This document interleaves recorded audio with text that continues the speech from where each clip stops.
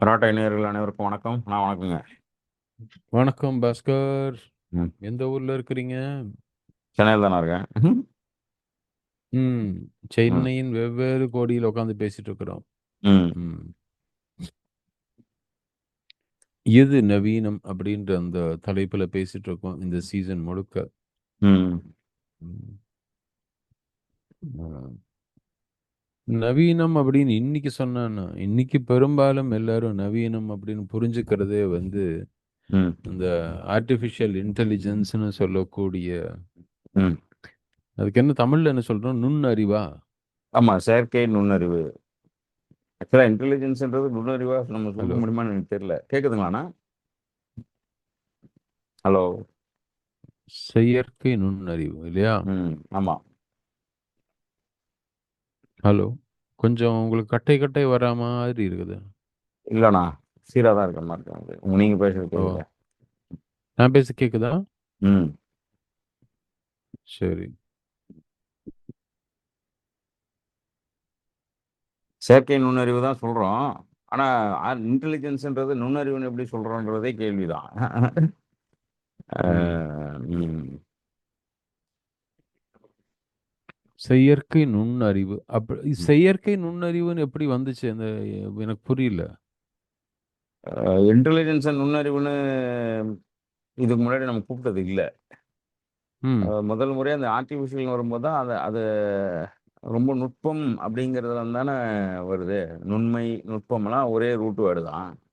ம். நுண்ணறிவு அப்படின்றதெல்லாம் அதுலேருந்து வர்றது தான். நம் அத கெட்ஜெட்ஸோட சேர்த்து மொழிய குறைக்கும் பொழுது வந்ததா தான் இருக்கும்னு நான் நினைக்கிறேன். ஏன்னா, இப்ப நீங்க மைக்ரோ ப்ராசஸர் அப்படின்னு சொல்லணும்னா, அதுக்கு என்ன சொல்றது? நிறைய புது வார்த்தைகள தான் உற்பத்தி பண்ண முடியும். ஆனா, அதுக்கு முன்னாடி அந்த வார்த்தைகள் கிடையாது. இப்போ ட்விஸ்டட் பேர் ஒயர்ன்னு சொல்லும் அந்த எக்ஸாம்பிள் நான் சொல்லிக்கிட்டே இருப்பேன். அதுக்கு முன்னாடி நம்மகிட்ட இருந்தது. கயிறு திரிக்கிற பழக்கம் இருந்தது தவிர, ஆனா அத ஒயர்ன்னு நம்ம சொன்னதில்ல. கயிறுன்னு தான் சொல்லியிருந்தோம். அந்த ஒயர்ங்கிறது மெட்டல்ல ட்விஸ்ட் பண்ணி அதுக்குள்ள எலக்ட்ரிசிட்டிய பாஸ் பண்ணும்போது ஒரு வார்த்தைய நம்ம இதெல்லாமே ஏற்கனவே இருந்த தமிழ் வார்த்தைகள் கிடையாது. 2 தமிழ் வார்த்தைகளையோ அல்லது ஒரு சென்டென்ஸையோ சுருக்கி தான் நம்ம அத பண்றோம்னு நெனைக்கிறேன். இன் அ இதுக்கு முன்னாடி இன்டெலிஜென்ஸ் நுண்ணறிவு அப்படின்னு நம்ம எங்கேயுமே பயன்படுத்துனது இல்ல. அ அந்த அறிவுன்னு தான் சொல்லியிருப்போம் இல்லையா? ஆமா. இன்டெலிஜென்ஸ்னா அறிவுன்னு அறிவு. அறிவு அப்படின்னா. ஆர்டிஃபிஷியல் இன்டெலிஜென்ஸ்னா செயற்கை அறிவு.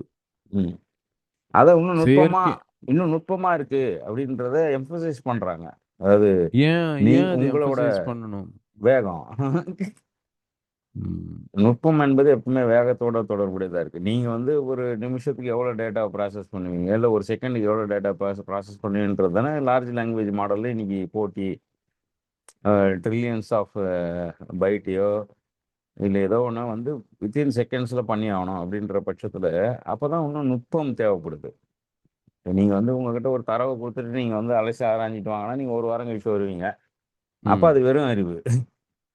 அதையே ஒரு வித்தின் செகண்ட்ஸ், மைக்ரோ செகண்ட்ஸ்ல வெளிப்படுத்துது இல்லையா?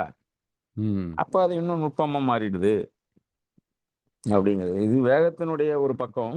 இன்னொன்னு மல்டிட்யூட்னல். அந்த அ ஒரே நேரத்தில் பல வேலைகளை, பல தரவுகளை வெவ்வேறு கோணங்கள்ல பின்பக்கத்துல அலசுதுங்கிறதுலருந்து வர்றது தான். அதனால தான் அதுக்கு பேரே லார்ஜ் லாங்குவேஜ் மாடல்னு வைக்கிறோம். அது இது மொழியோட சம்மந்தப்பட்டது இல்ல.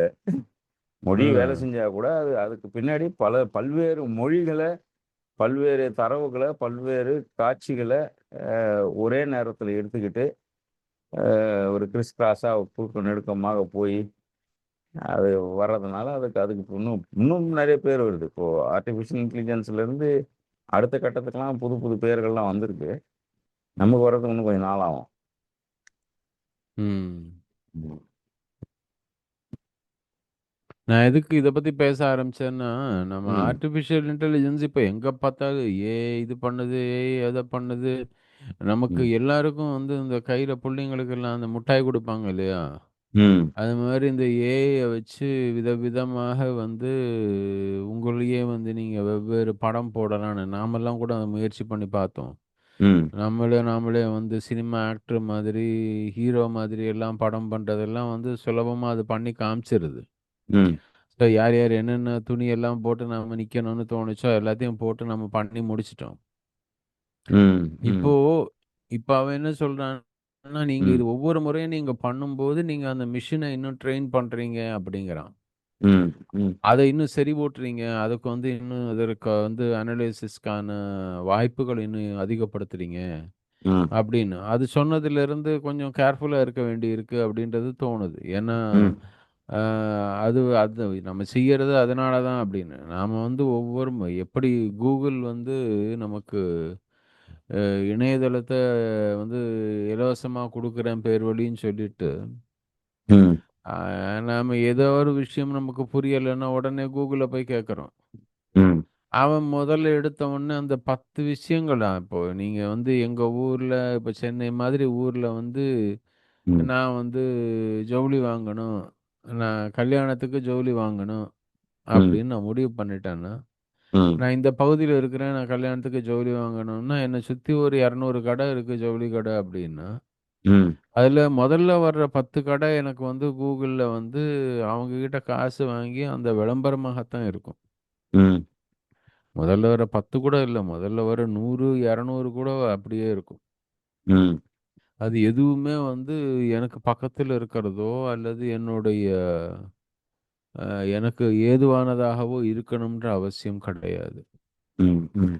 எனக்கு இலவசமா குடுக்குறேன்னு சொல்லி அதில தான் Google காசு பண்ணி, கடைசியில வந்து அந்த விளம்பரத்தின் மூலமாக நம்மளுடைய சாய்ஸ்ன்னு சொல்லக்கூடிய அத வந்து சுருக்கிட்டே வரான். ம்.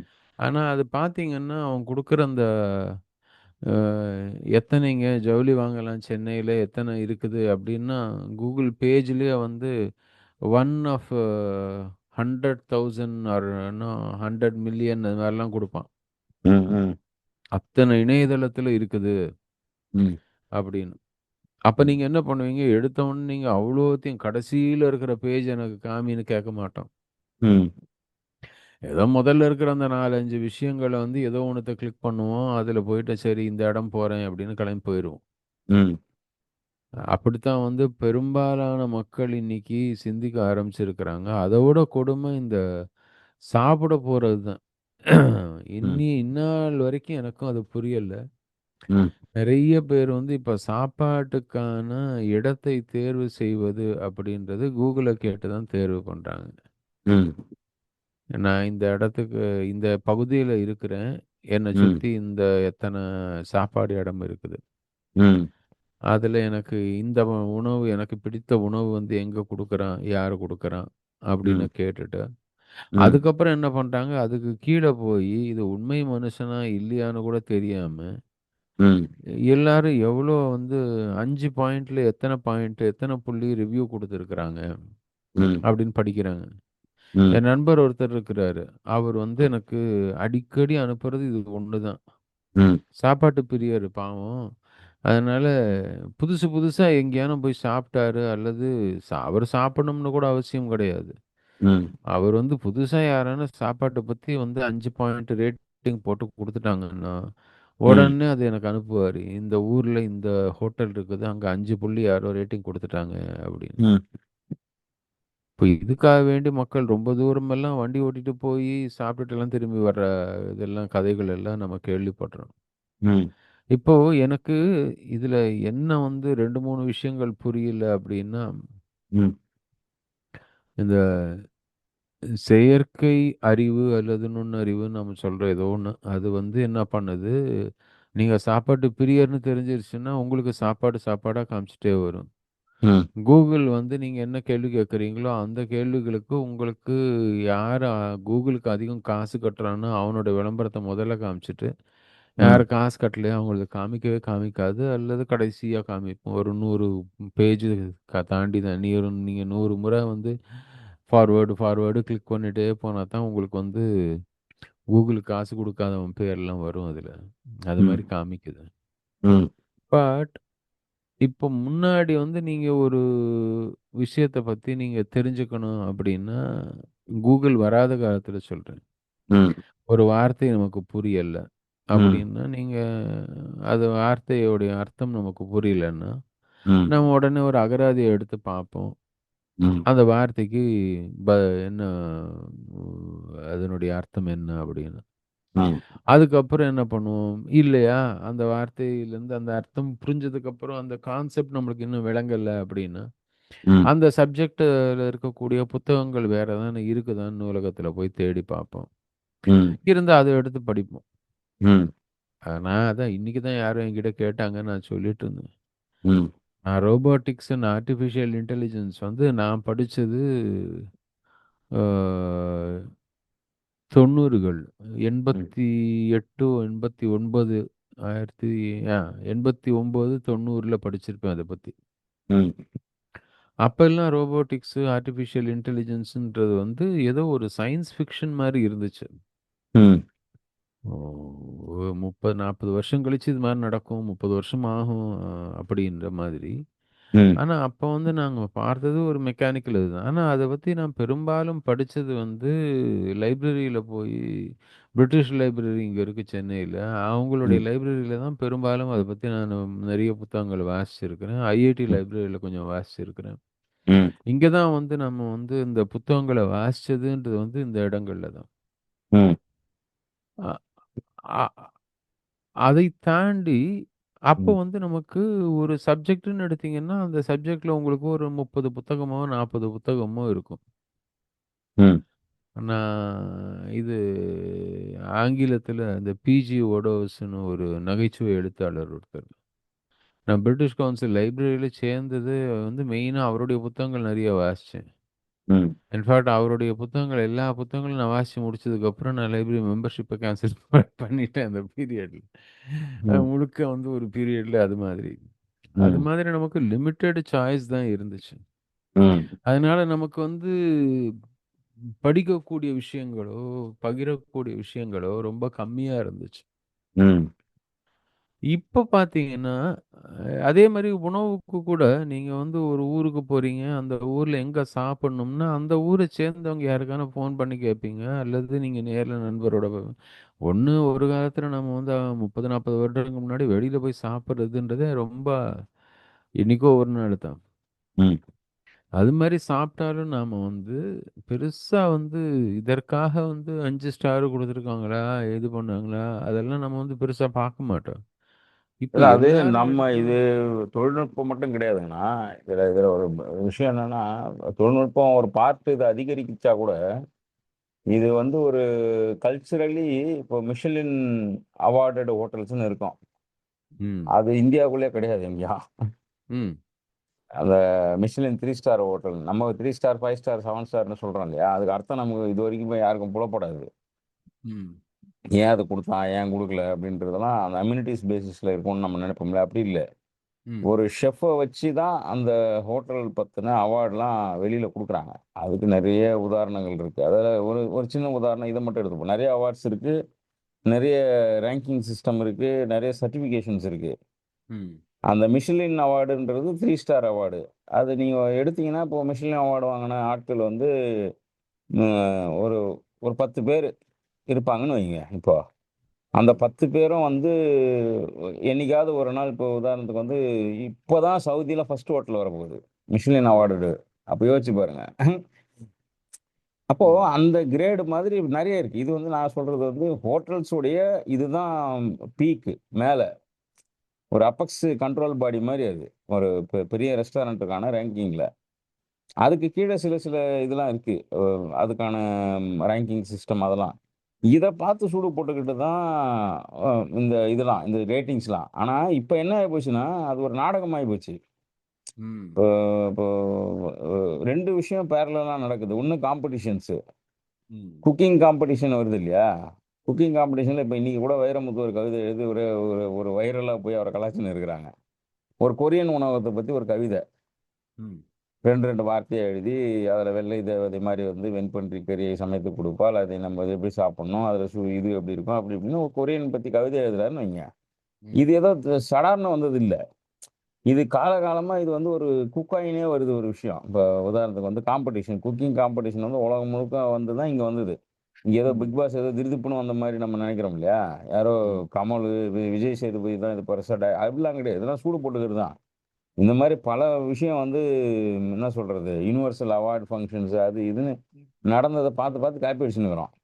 அது ம். சிங்கிங் காம்படிஷனாக இருக்கட்டும், டான்ஸாக இருக்கட்டும், அல்லது சாகசங்கள், மேஜிக்குன்னு எவ்வளோ இருக்குது. லண்டன் மேஜிக் இது இருக்குது, இங்கிலாண்டோட இது இருக்குது, பிரிட்டிஷ்னு ஒன்று இருக்கும், அமெரிக்கான்னு ஒன்று இருக்கும். அதெல்லாம் உலக அளவில் பெருசாக கோடியில் பணம் புழங்குற ஒரு இடமா இருக்கு இல்லையா? அந்த இடம் தான் அதை நாங்கள் வந்து இப்போ அந்த மாதிரி ஒரு ரேங்க் குடுக்குற இடத்துக்கு நம்ம நவுந்துட்டோன்ற மாரி. ஒரு காலகட்டத்தில நம்ம ம். ஆர்கானிக் ஃபார்மர் சர்டிஃபிகேட் வாங்குறதுக்கு போராடி இருப்போம். ம். நமக்கே ஒரு சர்டிஃபிகேஷன் ஏஜென்சி கிடைச்சா என்ன பண்ணுவோம்? அப்ப அது ம். எவ்வளோ வித்தியாசம் இருக்கும். நீங்க ஒரு 2 வருஷம், 3 வருஷம் நடையா நடந்து ஒரு சர்டிஃபிகேட் வாங்குனதுக்கும், நீங்க சர்டிஃபிகேஷன் இஷ்யூ ஏஜென்சி மாரி ஆகுறீங்க. அதுதான் இந்த டாக்டர் பட்டம். இப்போ என்ஜிஓஸ்லாம் நெறைய பேருக்கு முனைவர் பட்டம் குடுத்துன்னு இருக்கோம். அதுக்கு ஆஃபீஸ் கூட இருக்காது. ஏதாவது ஒரு ஹோட்டல்ல ஒரு ஹை டீ வச்சு ஒரு முனைவர் பட்டம் குடுப்பாங்க. ஏன்னா, அதுக்கு கிளாஸ்ல இடம் இருக்கு. சட்டத்துல இடம் இருக்கிறதுனால செஞ்சுறாங்களே. அந்த மாதிரி எங்கேயோ இத மாரி நடந்துகிட்டு இருந்த விஷயம், டிஜிட்டலா வரும்பொழுது எல்லாரும் ஃபேக்கா பண்றாங்க. இந்த கடையில நல்லா இருக்கு, நல்லா இல்ல அப்படின்னு. கடைக்கு மட்டும் சொல்ல வரல. நீங்க எல்லா பொருட்களுக்கும் அது பொருந்தும். இதுல நான் இப்ப நடக்கிற எஸ்இஓலாம் கவனிச்சுன்னு தான் வரேன். நான் முழுக்க முழுக்க அந்த தொழில்நுட்பத்த பயன்படுத்திட்டே தான் இருக்கிறேன். அது ஏஐயா இருக்கட்டும், அல்லது சர்ச் இன்ஜின் ஆப்டிமைசேஷன்ல வரக்கூடிய நவீனமா இருக்கட்டும். நேத்து கூட திடுதிப்புன்னு உட்காந்து ஒரு ஜாவா கோடிங்லாம் புரட்டி புரட்டி பார்த்துருந்தேன். ஏதோ ஒண்ணுத்துல. சும்மா உட்காந்துருக்கும்போது ஸ்க்ரீன்ல பார்த்துருக்கும்போது எவ்வளோ வித்தியாசம் வந்திருக்கு அப்படின்லாம் பார்க்கும்பொழுது தெரியுது. அதுல இப்போ உதாரணத்துக்கு வந்து நீங்க ஒரு பிளாட்ஃபார்ம்ல இப்போ நான் இப்ப ரேசர் பே வந்து பேமெண்ட் கேட்வே பத்தி பேசினோம் இல்லையா? ம். ரேசர் பே எனேபிள்டு சைட்ஸ மட்டும் உங்களுக்கு வந்து Facebookல கொண்டு வந்து காட்டும். ம். நீங்க நீங்க பேமெண்ட் கேட்வேவே இப்போ அப்போ ரேசர் பேக்கும் Facebookக்கும் இடையே நடக்கிறது தான். நாம என்ன நினைக்கிறோம்னா, மேம்போக்கா பார்க்குறோம். இந்த ஆட்ஸ்க்கு பின்னாடி இருக்கிறத நம்ம நம்ம இப்ப பெரும்பாலும் இந்த ஏஐ பத்தி அ புரிஞ்சுக்கிறவங்க எப்படி புரிஞ்சுக்கிறாங்கன்னா, நம்ப விரும்புறத அது காட்டுதுன்னு ஒரு பக்கம் இருந்தா கூட, உன்னை எத விரும்ப வைக்கணும்னு முடிவு பண்றதுக்கு சில உளவியல் காரணங்கள் எடுத்து தான் வேலை செய்றாங்க அவங்க. அப்போ அதுல 2 விஷயம். ஒண்ணு வந்து வேகம். நான் மறுபடியும் பேமெண்ட்ஸ்ல நீங்க பார்த்தீங்கன்னா, அந்த ஜிபேவா இருக்கட்டும், பேடிஎம்மா இருக்கட்டும், ரேசர் பேவா இருக்கட்டும், இன்னும் நெறைய இருக்கு. ஸ்கிரைப் அது இதுன்னு கிட்டத்தட்ட ஒரு ஒரு 20, 25 பேமெண்ட் கேட்வே இந்தியால இருக்கு. ஃபாஸ்டஸ்ட் பேயிங் வித்தின் 2 செகண்ட்ஸ், 3 செகண்ட்ஸ்ல போகுது. ரேசர் பேலாம், ஃபோன்பேலாம். அந்த ஃபாஸ்டஸ்ட் கேட்வே வந்து நீங்க அத ரெஜிஸ்டர் பண்ணிட்டீங்க. நீங்க வந்து யூசரா மட்டும் தான் இருக்கிறீங்க. அத வந்து நம்ம வந்து ரிசீவரா எப்பவுமே இருந்ததில்ல. ஒரு பிசினஸா. நீங்க பண்ணிட்டீங்கன்னா, உங்க ஒட்டுமொத்த டைம் லைனும் கடைகள் எல்லாமே அத ஒட்டி தான் காட்டும். உங்களுடைய திருப்திய வச்சுலாம் காட்டாது. நீங்க நீங்க விரும்புற உணவு, உடை, இடத்த வச்சு அத காட்ட மாட்டேங்குது. நீங்க தொழில்நுட்பவாதியா இருக்கிற போது, உங்க உலகம் வேறையா இருக்கும் அதுல. வெறுமனே ம். கன்சியூமரா இருக்கும்பொழுது இருக்கிற உலகம் வேற. அப்போ தொழில்நுட்பவாதிகளுக்கு இதெல்லாம் ஆப்பர்ச்சுனிட்டியா தெரியும். இப்ப இப்ப இப்ப உதாரணத்துக்கு வந்து நீங்க ஒ இப்ப நான் வந்து எழுதுறது குறைச்சுட்டேன். ஃபோட்டோ தான் போடுறேன்னு வச்சுக்கங்க. நெறைய ஸ்டோரி வைக்கிறேன். ரீல்ஸ் ஷேர் பண்றேன் இல்லையா? முந்தா நேத்து எனக்கு ஒரு ரிப்போர்ட் வருது ஜெனரேட் ஆயி. ஏன்னா பெய்ட் அக்கவுண்ட்ன்றதுனால 78% உங்க எழுத்து குறைஞ்சிருக்குன்னு சொல்றான். ம். நீங்க எழுதுறத குறைச்சிட்டீங்க. நெறைய வந்து மீடியா கன்டென்ட் தான் ஷேர் பண்றீங்க. அப்போ உங்க எழுத்துல இருந்து உங்களுக்கு வந்திருக்க வேண்டிய வருமானம் எவ்வளோ?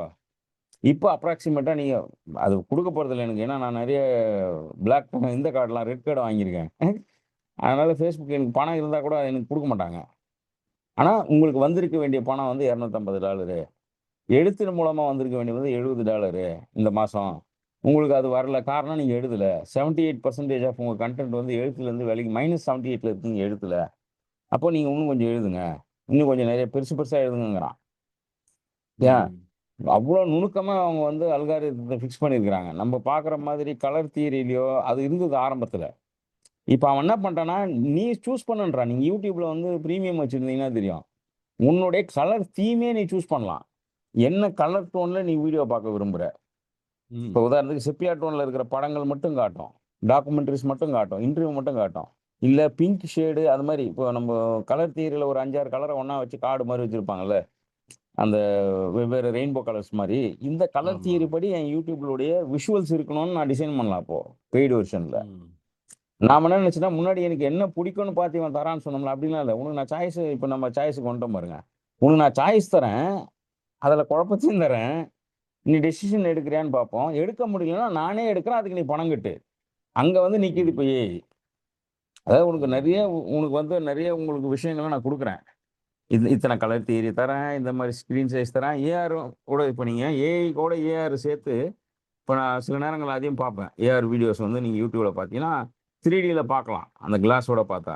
இல்லைன்னா சும்மா சுற்றி சுற்றி பார்த்தாலும் பிளரியாக தெரியும். அதாவது 3D படத்தை கண்ணாடி போடாத பார்த்த மாதிரி தெரியும். இல்லைன்னா நான் பார்த்தேன்னு வைங்க, நீங்கள் ஃபோனை நவுத்துறதுக்கு ஏற்ற மாதிரி கம்ப்ளீட்லி 360 டிகிரியில் படம் ஓடின்னு இருக்கும். ஒரு படம் 360 டிகிரியில் ஓடுறதும் யூடியூப்ல இருக்கு. ஆனால் அது எல்லாமே பெய்டு, அதுக்கான டிவைஸ் கெஜெட்ஸோட பார்க்குறவங்க பார்த்துன்னு இருக்கிறாங்க. ரூ. 1000 இருக்கு. ரூ. 1000 ரூ. 3,00,000 வரைக்கும் அந்த டிவைஸ் இருக்கு. விஆர், ஏஆர் பார்க்கறது, ஆகுமெண்டட் ரியாலிட்டியோ, விர்ச்சுவல் ரியாலிட்டியோட வீடியோஸை பார்க்கறதுக்கு. நீங்க அது உட்பட நீங்க ஸ்ட்ரீம்லைன் பண்ணிக்கலாம் உங்க கலர் தியரி. இப்போ உதாரணத்துக்கு உங்களுடைய வானம், அம், இதெல்லாம் இதை விட அடுத்த கட்டத்துக்கு வந்து அவங்க வந்துட்டாங்க. இப்போ நம்ம ஆட்கள் இருக்காங்களே, விஜய் டிவி, ஜி டிவி, இந்த இவங்களாம் இருக்கிறாங்களே, இவங்களாம் வந்து ஒரு 100 வருஷம் பின்னாடிக்கிறாங்க கம்பேர் டு யூஎஸ்ஓ யூரோப்பியோ கம்பேர் பண்ணா. எப்படின்னு சொல்றேன்னா, இப்போ நீங்க வந்து நீங்களும் நானும் ஒரு நாடகம் பார்க்குறோம். இப்போ ஃபார் பிஜி உட்டோஸோடைய ஸ்டோரியே ஏதோ ஒரு நாடகமாக பார்க்குறேன்னா, நீங்கள் என்ன பண்ணுறீங்கன்னா, நீங்களும் நானும் டிஸ்கஸ் பண்ணுறோம். இந்த கேரக்டர் இவங்களா இருந்தால் எப்படி இருக்கும்? இப்போ பிஜி உட்டோஸ் கதையில் திருவள்ளுவர் வந்தால் எப்படி இருக்கும்? நம்ம சும்மா ஒரு ஃபேண்டஸியாக கிரியேட் பண்ணுறோன்னு வைங்க. உங்களுடைய நாடகத்தையே சினிமாவோ அது மாதிரி கிரியேட் பண்ணலாம். இப்போ யூஎஸில் இன்டராக்டிவ் சினிமா கொண்டு வந்துட்டாங்க அவங்க. அசம்பிள் பண்ணலாம் நீங்கள் சினிமாவை. இப்போ உதாரணத்துக்கு எனக்கு வந்து ஜேம்ஸ் பாண்ட் வேணாம், அதுக்கு பதில் ஜாக்கி சானை உள்ளே போட்டு மற்ற எல்லா கேரக்டரும் அப்படியே இருக்கணும்னு பண்ணீங்கன்னா அந்த மாதிரி படம் அவங்க கிரியேட் ஆகும். இப்போ நாடகம் நடிச்சுக்கினே இருக்கிறாங்க, எனக்கு குஷ்பு பிடிக்கல, எனக்கு வந்து சிம்ரான் வேணும்னா குஷ்பு தூக்கிட்டு சிம்ரானை போட்டேன்னா அந்த இடத்துல இருந்து சிம்ரானை வந்துடுவாங்க, விஷுவல் எல்லாமே. அப்போ ஒரு கேரக்டரை நோக்கி பல விஷயங்கள் டைம் லைனா, இப்போ எப்படி லேயர் லேயரா மியூசிக் ரெக்கார்ட் பண்ணுவாங்களோ 8 ட்ராக் 10 ட்ராக்குன்னு, சினிமாவை எப்படி வந்து எடிட் பண்ணும்போது மல்டிபிள் லேயர்ஸ் இருக்குமோ, கேரக்டரே மல்டிபிள் லேயர்ஸ்ல பண்ணிடுறாங்க இப்போ. நீங்க என்ன பண்ணலாம்னா இல்ல அதான் கேரக்டரோட நான் கொண்டு அந்த இது வரலாம். ஒண்ணு பார்த்தேன். இன்னொன்னு ம். அன்னைக்கு ஒண்ணு காமிச்சிருந்தாங்க. அதுல அவன் ம். என்ன சொல்றான்னா, ம். ஆ, அதாவது நீங்க எந்த பகுதியில இருந்து இந்த ஓடிடின்னு பிளாட்ஃபார்ம்னு சொல்றோம் இல்லையா? ஆமா. இந்த ஓடிடி பிளாட்ஃபார்ம்ல ம். ஆ, நீங்க எந்த பகுதியிலேருந்து பார்க்குறீங்க அப்படின்றத வச்சு அதுக்கு ஒரு உதாரணம் அவன் குடுத்திருந்தான். ம். அதாவது ஒரு ஹாலிவுட் படம் ஒண்ணு நடந்துன்னு இருக்கு. ம். ஹாலிவுட் படத்துல வந்து ஒரு பஸ் ஸ்டாண்ட்ல ஹீரோ, ஹீரோயின் உட்கார்ந்து இருக்கிறாங்க. ம். அந்த பஸ் ஸ்டாண்டுக்கு பின்னாடி இப்ப நம்ம ஊர்லலாம் அந்த இது வச்சிருக்கான் இல்லையா? விளம்பரத்துக்கு வந்து பலகை வச்சிருக்கான்ல பஸ் ஸ்டாண்டுக்கு பின்னாடி இப்போ. ம். சில இடங்கள்ல. பஸ் ஸ்டாண்ட்லயே இந்த பின்பக்கம் வந்து இந்த சாஞ்சுக்கிறதுக்கு பின்னாடி ஒரு ஆமா. இது மாரி இருக்கும். அல்லது மேல இருக்கும் இல்லையா? ஆமா.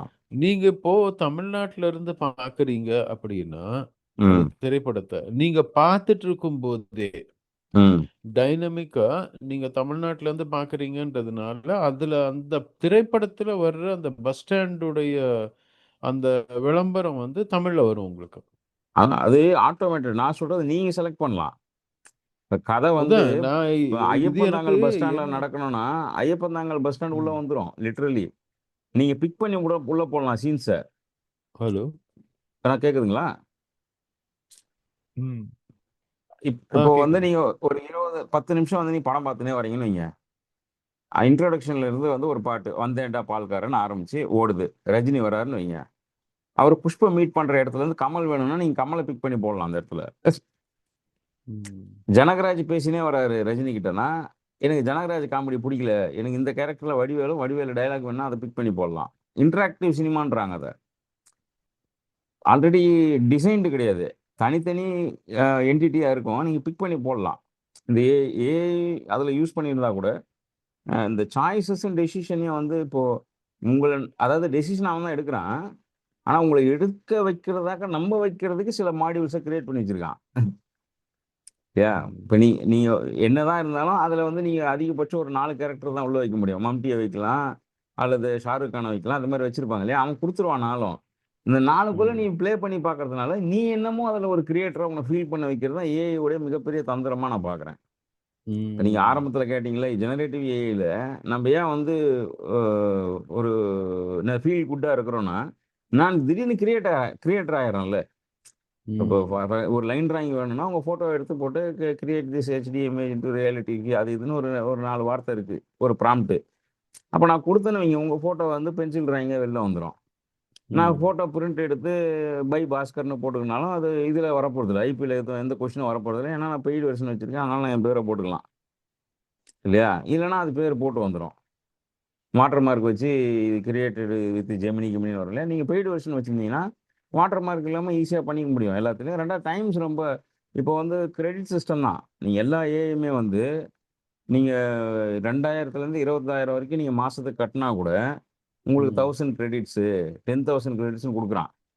அப்போ ஒரு ஃபோட்டோவை நீங்கள் பண்ணுறதுக்கு 10 பாயிண்ட் போகுதுன்னா 100 ஃபோட்டோ தான் பண்ண முடியும் மாதத்துக்கு.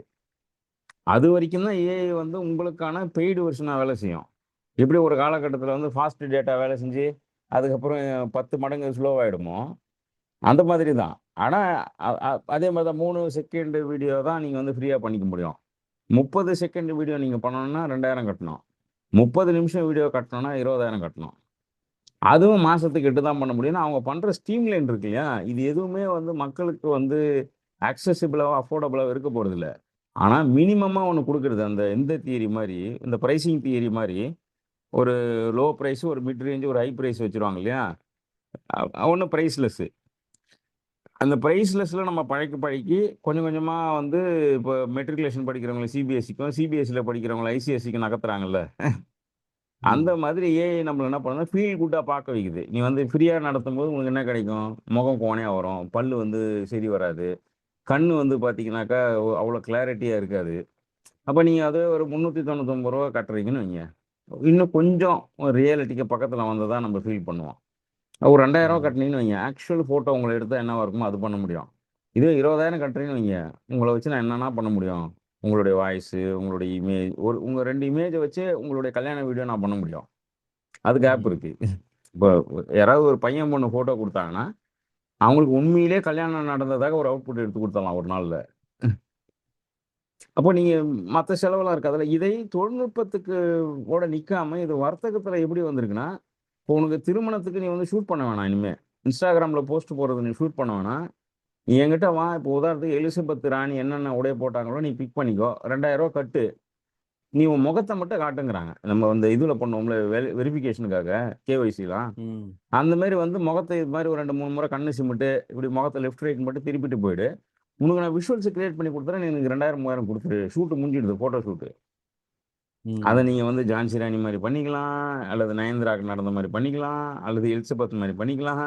இல்ல எனக்கு எதுவுமே வேணாம். இன்னும் வேற ஏதாவது ஆட்களோட நீங்க வந்து கேரக்டர் டிசைன் பண்றீங்கன்னா, அந்த துணிலாம் அதில போட்டு வச்சிருக்காங்க. ஒண்ணும் 20,000லாம் இருக்குதுண்ணா அது. அதாவது நீங்க வந்து உங்க முகத்த காட்டி உங்களுக்கு வந்து ஏஐல வந்து துணி போட்டு பார்க்கறதுக்கு போட்டு பார்த்துக்கிறது. நாம வந்து ரூம்ல போய் போட்டு பார்த்துட்டு அவுத்து ஹேங்கர்ல மாட்டிட்டு வரோம்ல ட்ரையல் ரூம்ல. ம். ம். அந்த ம். மாரி ம். ட்ரையல் பார்க்கறதுக்கு 20,000 கட்டி பார்க்குறாங்க இந்தியால. ஓ! இந்த துணி போட்டா நல்லா இருக்குமான்னு. ம். அப்போ இது இது இது இது ஒரு பக்கம் வந்து நம்மள வந்து ஒரு ஃப்ரீ வெர்ஷன் ஆட்கள வந்து ஏக்கத்திலே வச்சுக்குது. பெய்டு வெர்ஷன் ஆட்கள அவங்க டெசிஷன் எடுக்க முடிஞ்சதாக நெனச்சுக்கிறாங்க அவங்களா. இதுல என்ன டெசிஷன் எடுக்க முடியும்? ம். இப்ப நீங்க ஒரு ட்ரெண்ட்ஸ்குள்ளயோ அல்லது லைஃப் ஸ்டைலு எங்கேயோ ஒரு அதோட பெரிய மால்ல கூட நீங்க போயி, ஒரு சட்டைய நீங்க போட்டு பார்த்துட்டு அவுத்து போட்டு வந்தீங்கன்னா, உங்களுக்கு என்ன பெரிய காஸ்ட் வந்துரும்? ம். போக்குவரத்து செலவு தான. ம். ம். இப்ப ம். தேவைப்பட்டா எடுக்க ஆமா. போறோம். இங்க அப்படி இல்ல. நீங்க நின்னு உங்க ஃபோட்டோவ குடுத்து அந்த துணிய போட்டதாக ஒரு ஃபைல் உங்களுக்கு வரும். அது எவ்வளோ ஈஸி ரிப்போர்ட் ஜெனரேட் பண்றது. நமக்கே தெரியும். அது ஒரு 30 வருஷம் பழைய கத அது. ம். இத நம்ம ஏஐ உடைய உச்சம்னு நெனச்சுன்னுக்குறோம். ம். ஆமா. அ ஆனா அது ஏஐ உடைய உச்சம்லாம் கிடையாது. பழைய ரிப்போர்ட் ஜெனரேஷன் தான். ஃபோட்டோவ உள்ள பண்ணதே இன்னும் கொஞ்சம் டேட்டாவ வேகமா ப்ராசஸ் பண்றதுனால பிக்சலேட் ஆவாத ஒரு இமேஜ ஜெனரேட் பண்ணி ரிப்போர்ட்டா டவுன்லோடபிள் ஃபைலா வெளில வருது. அவ்வளோதான் நடக்குது. ம். அதுக்கு 20,000. ம். நீங்க நீங்க ஒரு திருமண உடைக்கு நீங்க வந்து ஒரு உடை மட்டும் எடுத்துறீங்க 10,000 குடுத்து. ஆனா வெவ்வேறு உடை உங்களுக்கு வேணும் அப்டின்னாக்கா, இதுல போய் நீங்க ஃபோட்டோ ஷூட் பண்ணி வந்துரலாம். அது Instagram ம். போஸ்ட்டுக்காகனே பண்றாங்க. Instagramமே பெரிய பிசினஸ் நம்ம நெனைக்கிறோம் இல்லையா? Instagram சார்ந்து இருக்கிற பிசினஸ் நெறைய. இன்னைக்கு மதியம் ஒரு கோர்ட் கேஸ் நடந்தது யுஎஸ்ல. அ ம். மார்க் மேல 5 வருஷமா நடந்த கோர்ட் தீர்ப்பு இன்னைக்கு குடுத்தாங்க. மார்க் மேல எந்த குற்றமும் இல்லன்னு. ஏன்னா, ம். ஃபாஸ்டஸ்ட் அக்வைரிங் அ கார்ப்பரேட்டா இருக்குது. WhatsApp வாங்குனது, Instagram எல்லாமே வேற வேற நிறுவனம்ல. ம். Facebook ம். எல்லாத்தையும் அக்வயர் பண்ணுச்சு. அதனால 5 வருஷத்துக்கு முன்னாடி கேஸ் போட்டாங்க. அந்த கேஸ்ல வந்து அவருக்கும் காம்படிட்டரா YouTubeலாம் இருக்க தானே செய்யுதுன்னு சாதாரண ஒரு பாயிண்ட்ட வச்சு ஸ்குவாஷ் பண்ணிட்டாங்க இன்னைக்கு. அதற்கு அவன் ஒரு வீடியோ போடுறான். ஒரு ரெட்ரோ வீடியோ மாரி நம்ம இந்த காலத்து டி.ஆர். ராஜேந்திரன் காலத்துலலாம் மைக் வச்சுன்னு பாடுவாங்கல்ல. ம். டிஸ்கோ பாட்டுலாம். ஆனந்த் ம். பாபு, அப்புறம் அவங்களாம் ஆடி இருப்பாங்க. அந்த மாதிரி ஒரு மல்டிபிள் மார்க்குடைய இமேஜ் வச்சு அவன் அடுத்தது அந்த தீர்ப்பு வந்ததும் வீடியோ போட்டு அந்த அமெரிக்க நீதிமன்றத்தை வந்து ரொம்ப சர்க்காசம் பண்ணின்னு இருக்கான் மார்க்கு. ம். அப்போ அவன் எதை ஒன்றா அக்வயர் பண்ணிக்க முடியுது. இன்னைக்கு வந்து மெடிக்கல் இண்டஸ்ட்ரி அக்வயர் பண்ணுறாங்க, இதெல்லாம் அக்வயர் பண்ணுறாங்க. ஆனால் இது எல்லாமே எதனால் நடக்குதுன்னா, இப்போ நீங்கள் இன்னைக்கு பேசுறதுக்கான மூல காரணமாக இருக்கக்கூடிய அந்த டெசிஷன் ஒன்று சொன்னோம் இல்லையா, ம், உங்களுக்கு ம், ம். நீங்களே டெசிஷன் எடுக்கிற மாதிரி நம்ப வைக்கிறது. ஆனா ம். கையில இப்போ உதாரணத்துக்கு வந்து இப்போ நான் சாப்பிட போலாமா அப்படின்ன பிறகு நல்லா வளர்ந்தவங்க கூட கேட்பாங்க. 2 விரல காட்டி ஒண்ணு தொடு அப்படிம்பாங்க. அவங்க மனசுல ஏதோ ஒண்ணு நெனச்சுக்குவாங்க. அவங்களுக்கு வேணும்ன்றது தான் நமக்கு சொல்லப் போறாங்க கடைசில. இல்லையா? ம். இப்ப நீங்க பெரியவங்க சின்ன குழந்தைங்களோட விளையாடும்போது தெரியும்ல. 2த்துல ஏதாவது ஒண்ணு தொடு ம். அப்படின்னு நம்ம நீட்டுவோம். குழந்தை ஒண்ணு தொடும். ஐயா! ஜாலின்னு விளையாடுவோம்ல. அதுதான் ஆக்சுவலியே இன்னைக்கு நம்மள பண்றது. ம். டெசிஷன் அவங்க எடுத்திருப்பாங்க. நம்ம தொட்ட பிறகு அவங்களுக்கு என்ன டெசிஷன் வேணுமோ அத சொல்லுவாங்கல்ல. அதுதான் ஆமா. Facebook, Instagramலாம் பண்ணுது. அது டெசிஷன் எடுத்துரும். அத நீங்க எடுத்து தான் நம்ப வைக்கும். ம். அதனால நீங்க விரைவா டெசிஷன் எடுத்து தான் நம்பினே போவீங்க. நான் பெரிய டெசிஷன் மேக்கர் ஆயிட்டேன். சட்டு சட்டுன்னு ஆனா உண்மையிலேயே நீங்க டெசிஷன் எடுக்க வேண்டிய இடத்துல உங்களால எடுக்க முடியாது. சோர்வு வந்துரும்னு ஆய்வு பண்றாங்க இப்போ. ம். இப்ப நம்ம என்ன நினைப்போம்னா, அதிக டெசிஷன் எடுக்கிறவங்க பெரிய புத்திசாலின்னு நினைக்கிறோம்ல. இப்ப ம். மோடியும் அப்படிதான் எடுத்துடுறாரு இந்தியா முழுக்க. இல்லையா? அப்ப ம். அவர் புத்திசாலியா நம்ம ஏத்துக்கிறதா? இல்ல சிறந்த பிரதமர்ன்னு ம். ஏத்துக்க முடியுமா? கிடையாதுல்ல. அது மாதிரி ம். நீங்க விரைவாகவும், ரொம்ப வேகமாவும் டெசிஷன் எடுக்கிறதுக்கான சாய்ஸ் அவன் குடுத்து நீங்க வேகமா டெசிஷன் எடுக்கிறத உங்களையே நம்ப வச்சு, ஆனா உண்மையா நீங்க ஒரு சிக்கல்ல மாட்டிக்கிறீங்க. உண்மையிலேயே ரியல் டைம் லைஃப் இதுல வந்து சிக்கல்ல மாட்டிக்கிறீங்கன்னா, நீங்க வந்து மறுபடியும் அதே Facebookல உதவி கேட்க வந்துருவீங்க. "யாராவது இருக்கீங்களா?" ம். அப்படின்னு தனுஷ் மாரி, "பயமா இருக்கு. யாராவது இருக்கீங்களா?" அப்படின்னு. இது ஒரு பெரிய உளவியல் சிக்கலா வருதுன்னு ஆய்வு பண்றாங்க. ம். எனக்கே அது புரியுது. ஏன்னா, இப்ப இருக்கக்கூடிய இளைஞர்கள் வந்து பரபரன்னு முடிவு எடுக்கிற மாரி இருக்கே தவிர, அது எல்லாம் ஆல்ரெடி எடுக்கப்பட்ட முடிவுக்கு இவங்க தலையாட்டுறாங்க. இந்த டிஜிட்டல் உலகத்துல. அது அகாடமிக்ல ரிஃப்ளெக்ட் ஆகுது. ரிசர்ச்ல இருக்கு. அரசியல்ல இருக்கு. அது நம்மாழ்வார் ஒரு இடத்துல சொல்லியிருப்பாரு. "ஜெயிக்கிறவனா பார்த்து ஓட்டு போட்டு, நம்ம ஓட்டு போட்டவன் தான் ஜெயிக்கிறான்னு சொல்றதும்பாரு." ம். இந்த முறை ம். யாரு ம். ஜெயிப்பாங்கன்னு ஒரு அசம்ப்ஷன் இருக்கும்ல. அந்த ம். அசம்ப்ஷன் வந்துட்ட பிறகு, அவங்களுக்கு ஓட்டு போட்டு, நான் ஓட்டு போட்டு தான் அவன் ஜெயிச்சா நீங்களா நம்பிப்பீங்க. அதுக்கப்புறம் அவன் உங்களுக்கு நல்லது செய்வான்னு நீங்க நம்பிப்பீங்கன்னு கன்டினியூஸா பேசியிருப்பாரு ஒரு இடத்துல பாலிடிக்ஸ். ம். அந்த மாரி நாம டெசிஷன் எடுத்ததாக நம்ப வைக்குது ஏஐ. நீங்க ஜெனரேட் பண்ணதா நம்ப வைக்குது. நீங்க என்ன பண்றீங்க ஜெனரேட்ல? நம்ம எதுவுமே பண்ணல அதுல. ப்ராம்ப்ட் ம். உட்பட காப்பி பேஸ்ட் தான். ஆனா என்னன்னா, நீங்க ஏதோ கிரியேட் பண்ணத உங்கள ஃபீல் பண்ண வச்சு, ஃபீல் குட் ஆக்கி வந்து, உண்மையிலேயே நீங்க ஏதாவது கிரியேட் பண்ணீங்களான்னு பார்த்தா, உங்கள மாரி 100 பேரும் கிரியேட் பண்ணுவான்ல. ம்.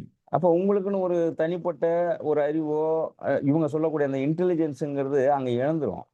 அதனால தான் எனக்கு தெரிஞ்சு அதுக்கு கரெக்ட்டா தான் பேர் வச்சிருக்காங்க. Artificial intelligence, artificial emotions, artificial decisions. அதுல மனித தலையீடே கிடையாது. மனித ம். தலையீடு இருக்கிறதாக நம்மள நம்ப வைக்கிறது தான் அதுல இருக்கக்கூடிய ஃப்ரண்ட் எண்ட். ம்.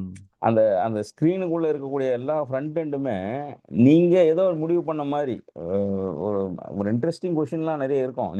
ஏஐல நீங்க வீடியோ ஜெனரேட் பண்ணீங்கன்னா, சம்மந்தம் இல்லாம பண்ணா கூட மக்கள் நம்புவாங்க இனிமே. ம். அப்போ இப்போ நிர்மலா சீதாராமன் பேசி நீங்க இன்வெஸ்ட் பண்ணுங்கன்னு சொல்றதா இருக்கட்டும்.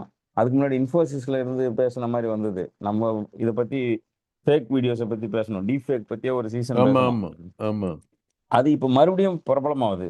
எப்ப இருந்துன்னா, பீகார் எலக்ஷன் முடிஞ்சதுக்கு அப்புறத்துலருந்து. ம். ஹிந்திலயும், இங்கிலீஷ்லயும் வந்து இதுவாகி, நீங்க எங்க அரசாங்கத்த நம்பி நீங்க இன்வெஸ்ட் பண்ணலாம். இது அரசுடைய இதுதான் அப்படின்னு கிரியேட் பண்ணி விடுறாங்க. இதுல அவங்களுக்குமே பிரச்சனை தான். ஆளுங்கட்சிக்கும் பிரச்சனை தான், எதிர்க்கட்சிக்கும் பிரச்சனை தான், மக்களுக்கும் பிரச்சனை தான். ஆனா சம்பாதிக்கிறது யாரோ சம்பாதிச்சுன்னு போறாங்க. ம். அதாவது சிங்கிள் டைம் ஒர்க் ஆகுற வெப்சைட்லாம் நெறைய உருவாயிருக்கு ஏஐல. எப்படின்னா, ஏஐ வச்சு சும்மா ஃபேக்கா ஒரு ரீடைரக்டிங் டொமைன வச்சு பண்ணிடுறாங்க. ம். நீங்க ஒன்ஸ் பே பண்ணிட்டு வெளியில வந்துட்டு போய் செக் பண்ணீங்கன்னா, டொமைன் இருக்க மாட்டேங்குது. ம். ஓ! ஆ. அது ரீடைரக்டிங் இமேஜ். பிரைமரி டொமைன் எதுவா இருக்குன்னு நமக்கு தெரியாதுல்ல. அது எல்லாத்தையும் ம். மறைச்சிடுறாங்க. இப்ப ம். நீங்க வந்து ஒரு தேர்ட் பார்ட்டி ஏஐ பில்ட் பண்றதுன்னு வைங்க. இப்போ ஒரு Shopifyயே எடுத்துக்குவோம். இல்ல ஏதோ ஒண்ணு அது மாரி நெறைய இருக்கு இப்போ. தேர்ட் பார்ட்டில இருந்து. WooCommerce அது இதுன்னு. அதுல நீங்க பில்ட் பண்ணிட்டு பிரைமரி டொமைனா ஒண்ணு வச்சுட்டு, செகண்டரி டொமைன் ரீடைரக்ட் பண்ணி, ஒரு பேமெண்ட்டுக்கு ஒரு டொமைன் வந்து ரேண்டமா கிரியேட் ஆகுது. எப்படி விபிஎன் மாதிரி. ம். அதுல ஏமாந்தவங்க எவ்வளோ பேர் இருக்கிறாங்க. ஒரு ப ஒரு ப ஒரு திடீர்னு ஒரு பட்டு புடவ பத்தி வருதுன்னு வைங்க. ஒரு 9,000 8,000ன்னு காட்டுதுன்னா, நீங்க பர்ச்சேஸ் பண்ணிட்டு, உங்களுக்கு எல்லாம் வந்துருது. பில் வந்துருது. அந்த அந்த அந்த ஐடியிலேருந்து எல்லாம் வந்துருதே தவிர, அதுக்கு பிறகு நீங்க போய் தேடினீங்கன்னா அந்த டொமைனே இருக்க மாட்டேங்குது. ஆனா ம். அங்க பேக் எண்ட்ல பிரைமரி டொமைன் வேறையா இருக்கும். ம். ம். நீங்க கிளிக் பண்ணது இங்க வேற. பின்னாடி நடந்த ப்ராசஸ் வேற. பேங்க்குக்கு ட்ரான்ஸ்ஃபர் பண்ண அமௌண்ட் அவங்க டைரக்ட்டா அவன் பேங்க்குக்கு பண்றது இல்ல. ம். அவனுக்கு நீங்க யூடிஆர் மூலமா அந்த சர்வீஸ குடுத்தவனுக்கு நம்ம பண்ணியிருப்போம். ஏதோ ஒரு தேர்ட் பார்ட்டியோட டொமைனுக்கு நம்ம பண்ணியிருப்போம். 3 டொமைன் ஒர்க் ஆயிருக்கும் அதுல. இப்போ ம். இதெல்லாம் ஏஐனால நடக்கக்கூடிய, நடந்துகிட்டு இருக்கிற, இனி இதோட மோசமா நடக்கக்கூடிய அபத்தங்களா இருக்கும்னு நான் நினைக்கிறேன். அது எல்லாமே என்னன்னா, நாமளே செஞ்சோம். நம்ம தப்பு தான் நம்ம ஃபீல் பண்ண வைப்போம். நம்ம தான் நல்லது பண்ணணும்னு ஃபீல் பண்ணுவோம். என் தப்பு தான். ம். நான் சரியா கவனிக்கலன்னு நீங்க கவனிக்கவே முடியாது அத. நீங்க எப்படி விபிஎன் வந்து பிரான்ஸ்ல இருக்கா, இட்டாலியில இருக்கா நீங்களா கவனிக்கிறீங்க? அது பாட்டு மாறிட்டே ம். இருக்குது. IP address. ம். அது மாரி டொமைனே மாறிடுது. ஐபி அட்ரஸ் சேஞ்ச் தானே அதுவும். ம். ம். ஐபி அட்ரஸ் உடைய ஃப்ரண்ட் நேம் தானே டொமைனு. அப்போ அப்போ இது இந்த மாதிரியான ஃபேக் உலகம் வந்து யார் மாட்டுவாங்கன்னா, மறுபடியும் வந்து டெக்னிக்கலி தன்னுடைய போர்ட்ஃபோலியோ, பிசினஸையோ அல்லது எஜுகேஷனையோ, ரிசர்ச்சோ சிஸ்டமைஸ் பண்ணி போயின்னு ஒரு மாரி இருக்காங்க இல்லையா? இப்படிதான் நான் போவேன்னு ஒரு பிரின்சிபலோட அவங்களுக்கு இத மாட்ட மாட்டாங்க. அ ஷார்ட் மணி குறுக்கு வழியில ஏதாவது அடைஞ்சிடணும், கரப்ஷன்னு போறாங்க பார்த்தீங்களா? அவங்க நிச்சயமா இத சிக்குவாங்க. இத நான் வந்து இப்ப என்ன சொல்றாங்கன்னா, அந்த டெசிஷன் ஃபெட்டிக்ங்கிறாங்க. ம். அதாவது நீங்க நீங்க இதுவரைக்கும் நெறைய முடிவுகள் எடுத்ததா நீங்களே நம்புவீங்க. முடிவுகள் ம். எடுத்து எடுத்து அயற்சி ஆயிருவீங்கங்கிறாங்க. ம். அப்போ அந்த அயற்சி ஆன பிறகு உண்மையிலேயே உங்களுக்கு வாழ்க்கைக்கு நீங்க ஏதாவது ஒரு குரூஷியலான பீரியட்ல நீங்க முடிவு எடுக்கணும்னா, அதற்கு துணையா அந்த அல்காரிதம் நிக்காது. ம். இப்ப இப்ப ஒரு திருமணம் இருக்கு. திருமணத்துக்கான எல்லா வேலையும் நம்ம பண்ணி இப்ப எஜுகேஷன்ல அட்மிஷன்லாம் ஏஐ வச்சு தான் பண்றாங்க ஃபாரின்ல. அந்த மேரேஜ் ம். அல்காரிதம்னு ஒரு அல்காரிதத்த வச்சு பண்றாங்கன்னு வைங்க. அ ம். அப்ப அந்த அல்காரிதம் படி தான் இப்போ நம்ம நெறைய இடங்கள்ல இப்போ வந்து திருமணமோ, டேட்டிங் எல்லாம் நடக்குதுன்னு வச்சுக்குவோம். ம். அதுல ஒரு இஷ்யூ வருதுன்னு வைங்க. இப்ப டேட்டிங்லாம் முடிச்சுட்டு கல்யாணம் பண்ணிக்கிறீங்கன்னா, தாலிய வந்து கயிறுல போடணுமா, தங்கத்துல போடணுமான்னு ஒரு சண்டை வந்து பிரிச்சுட்டீங்கன்னு வைங்க. அப்பலாம் ஏஐ நமக்கு வந்து வராது. இல்ல தாலி வேணுமா, ம். வேணாமான்னு அந்த பொண்ணு முடிவு பண்ணுதுன்னு வைங்க. அங்க தான் உங்களுக்கு வந்து இடிக்கிறது. லைஃப் லைஃப் சயன்ஸும், லைஃப் ஸ்டைலு இந்த இந்த கல்ச்சர்லாம் எங்க வந்து இடிக்குதுன்னா, நம்ம பயன்பாட்டு கருவியாக மட்டும் தான் இத வச்சிருக்கோமே தவிர, கல்ச்சரலி நமக்குள்ள வந்து ஒரு ஆதி மனுஷன் உள்ளே இருக்கிறான். ம். இந்த ஆதி மனுஷனுக்கும், இந்த ஆர்ட்டிபிஷியல் மனுஷனுக்கும் நடக்க போற சண்டை தான் எதிர்காலத்துல மிகப்பெரிய சண்டையா இருக்கும்னு நெனைக்கிறேன் நான். ம். உங்களால எத்திக்கலி வெளில வர முடியாது. இல்லையா? இப்ப ம். இப்ப எத்தன தான் நீங்க பேசினா கூட, குடும்பங்கள் வந்து ஹெட்டரோசெக்ஸ் தானே ஒத்துக்குது. ம். ஏஐ நீங்க ஹெட்டரோசெக்ஸ நீங்க கொண்டாடுனீங்கன்னா, உங்கள உங்கள குற்ற உணர்ச்சிக்கு ஆளாக்கும் இப்போ. மோஸ்ட் ஜஸ்டிஃபைடு டூலா அது உங்களுக்கு வேலை செய்ற மாரி காட்டும். ஓ! ஆ. நீங்க வந்து அதுவுமே ஒரு ரைட்டு தான் அது சொல்லாது. நீங்க வந்து அப்போ ஹோமோபோபியாவான்னு திருப்பி கேட்கும். ம். அப்ப நமக்கு ஒரு டக்குனு ஒரு கில்ட் வரும். ம். இந்த மாதிரி டெசிஷன்ஸ்லாம் எடுக்க முடியாம திணர்றாங்கங்கிறது தான் அந்த இது ஒண்ணு. இன்னொன்னு ஏஐ எத கேட்டாலும் வந்து உங்களுக்கு இல்லன்னு சொல்ல முடியாது. ம். ஏன்னா அதுக்கு வந்து இல்லன்னு சொல்றதோ, மறுக்கிறதோ ஒரே ஒரு விஷயத்துக்கு மட்டும் தான் நடக்குது. நியூடிட்டில மட்டும் தான். அது கூட நீங்க ம். 18+ கன்சென்ட் குடுத்துட்டீங்கன்னா, நியூடிட்டிய கிரியேட் பண்ணி தான் இருக்கு. ம். நான் நெறைய அந்த குரூப்ஸ்லாம் பார்த்துன்னு தான் இருக்கேன். அந்த ம். Facebookல இருக்கக்கூடிய கம்யூனிட்டிலாம் நெறைய நியூட் இமேஜஸ கிரியேட் பண்ணி விட்டுன்னு தான் இருக்கு. ரியல் டைம் ம். மனிதர்கள வச்சு. ஐயோ! ஆனா நீங்க ஒண்ணே ஒண்ணு தான் சொல்லணும். அதுக்கு வந்து நீங்க வந்து உங்களுடைய ஆதார் கார்ட்லாம் கூட தேவையில்ல. ம். நான் அடல்ட்டு, இது வந்து பிரைவசி கன்சர்ன் இல்லாத ஃபோட்டோ, இது ரியல் இல்லன்னு சொல்லி நீங்க குடுத்தீங்கன்னா, ரியல் இமேஜ டீப் ஃபேக் பண்ணி நியூடா குடுக்கும். ஐயோ! இந்த கன்சர்ன் மட்டும் குடுத்தா போதும் ஏஐல இப்போ. அதுதான் பெரிய சண்டையா நடக்குது. ChatGPTக்கு வந்து கேஸ் நடந்துட்டு இருக்கு. இது மாரி நீங்க நடத்துறது தப்புன்னு. இதெல்லாம் ஆமா வந்து தெரியும். அதான் அந்த போர்னோகிராஃபி வந்து டிசம்பர் 1ஆம் தேதியிலேருந்து சாட் ஜிபிடில குடுக்க போறான்னு சொல்லிட்டு, ஆமா, அத வச்சு தான் யாரோ கேஸ் போட்டாங்கன்னு நெனைக்கிறேன் அவங்க மேல. ஆமா. அது வந்து அது நீங்க அடல்ட்டுக்கு ரிலீஸ் கிடையாதாம். பண்ணது. அத வந்து நீங்க செல்ஃப் டிக்ளேர் பண்ணிக்கலாம். எனக்கு 14 வயசு ஆயிடுச்சுன்னு. அதுக்கப்புறம் நீங்க அத யூஸ் பண்ணிக்கலாம். ஓ! அந்த ஒரு அந்த டாகுல எனேபிள் பண்றதுக்காக கேஸ் நடந்துட்டு இருக்கு அமெரிக்கால. அதாவது நீ வந்து செல்ஃப் டிக்ளரேஷன் படி அடல்ட் ஆயிட்டியா அவ்வளோதான். ம். நீ அடல்ட்டா இருந்தாலே யார வேணா மார்ஃப் பண்ணலாம், யார வேணா டீப் ஃபேக் பண்ணலான்னு சொல்லுதான்னு தெரியல. ஐய்யய்யோ! அப்போ இந்த மாரி சிக்கல்கள்லாம் மனிதர்கள் எப்படி கையாளுவாங்கன்னு அதாவது எனக்கு ஃபைனான்ஸ கூட்டுது, எனக்கு டெசிஷன் எடுக்கிறத கூட்டுது, எனக்கு எஜுகேஷனா மாத்துது, ரிப்போர்ட்ட ஈஸியா ஜெனரேட் பண்ணி குடுக்குதுங்கிறதெல்லாம் எப்பவுமே நல்லது பண்றோம் பண்ணின்னு இருக்கிற வேலை. இப்ப நீங்களும் யூஸ் பண்ணுவீங்க, நானும் யூஸ் பண்ணுவேன்னு வைங்க. ஒரு ம். டாக்குமெண்ட்ட குடுத்து அது ப்ரூஃப் பார்த்து குடுன்னு சொல்லலாம், டிரான்ஸ்லேட் பண்ணி குடுன்னு சொல்லலாம், பண்ணலாம். பட் இதை அபத்தமாக பயன்படுத்தக்கூடிய நபர்கள்கிட்ட போகும்பொழுது ரொம்ப வேகமாகவும் ரொம்ப பரவலாகவும் இதை தவறாக பயன்படுத்துறதுக்கான வாய்ப்பு அதிகம். உங்க கையில ம். பேனா கொடுத்தாலும் நீங்க என்ன எழுதுவீங்க? அதே தான் ஃபேஸ்புக்லயும் எழுதியிருப்பீங்க. அதே தான் சாட் ஜிபிட்டிலயும் எழுத போறீங்க. இல்லையா? பேனா ம். குடுத்தப்போ வந்து ம நீங்க விபச்சாரத்திற்கு இந்த நான் என்னை தொடர்பு கொள்ளணும்னு பாத்ரூம்ல எழுதியிருப்பான்ல. ம். அவன் கையில இந்த ஆர்டிபிஷியல் இன்டெலிஜென்ஸ் கிடைக்கும்போது என்ன ஆகுது? அதானே சிக்கலு. ம். அப்போ நீங்க அதே மனிதன் வெவ்வேறு டூல பயன்படுத்தும்போது சரியா தான் பயன்படுத்தான். இன்னைக்கு காந்தி இருந்தா சாட் ஜிபிடி எப்படி பயன்படுத்துப்பான்னு கேள்வி கேட்டா, அவரு அவரு அதுல அத மறுத்தும் இருப்பாரு. அத வந்து ஃபுல் ஃப்ளெட்ஜ்ல யூஸ் பண்ணியிருக்க வாய்ப்பு இருக்குன்னு தான் எனக்கு தோணுது. ஆனா, அவர் எப்படி ம். எழுதினாலும் அது டெமோக்ரஸிக்காகவோ இல்லது ஏதோ ஒரு அடுத்த மனுஷன் நன்மைக்காகவோ பயன்படுத்தலாம். அதாவது அந்த டூலை எந்த நபர் பயன்படுத்துறாருன்றத பொறுத்து தான் அந்த மதிப்பு பெறுது. டூலுக்கு எந்த மதிப்பும் கிடையாது. ம். பேனாவும் அப்படிதான். அதுக்கப்புறம் வந்த எல்லா டிஜிட்டல் மீடியமும் அப்படிதான். இப்ப இருக்கிற ஏஐயும் அப்படிதான். ஆனா, இந்த அபத்தத்தை செய்யக்கூடியவர்களுடைய எண்ணிக்கை அதிகமாயிடுச்சு இன்னைக்கு. ஏன்னா, அது ம். ஈஸி மணியா இருக்கு. அ ரொம்ப சீக்கிரம் அதாவது கரப்ஷன் மட்டும் கிடையாது. இது ரொம்ப வழிப்பறி கொள்ளையோட ரொம்ப மோசமானதா இருக்குது. இந்த கார்டு மேல இருக்கிற 16 நம்பர சொல்லுங்க ஜியோட புது வெர்ஷன்லாம் வந்திருக்குல்ல இப்போ. ம். திருட்டுல. அதெல்லாம் எத்தன பேருடைய வயித்தெரிச்சலு. ம். அப்போ இந்த டூலை நம்ம வேணுமா வேணாமான்றத விட, இத எப்படி இத நோக்கி கேள்வி கேட்க போறோம்? இத பழக்கறது எப்படி பழக்குறாங்கன்றத விட, இத எப்படி இதனுடைய பாலிசிஸ எப்படி டிசைன் பண்ண போறோன்ற புரிதல் அரசாங்கத்துக்கு வரணும், கல்லூரிகளுக்கு வரணும், தொழில்நுட்ப வல்லுநர்களுக்கு வரணும். தொழில்நுட்ப ம். வல்லுநர்கள் எப்படி விவசாயத்துல வந்து இன்னைக்கு வந்து இவரு அப்படிதான் பேசினாரு. யாரு அவரு? ஆ ராமசாமியா?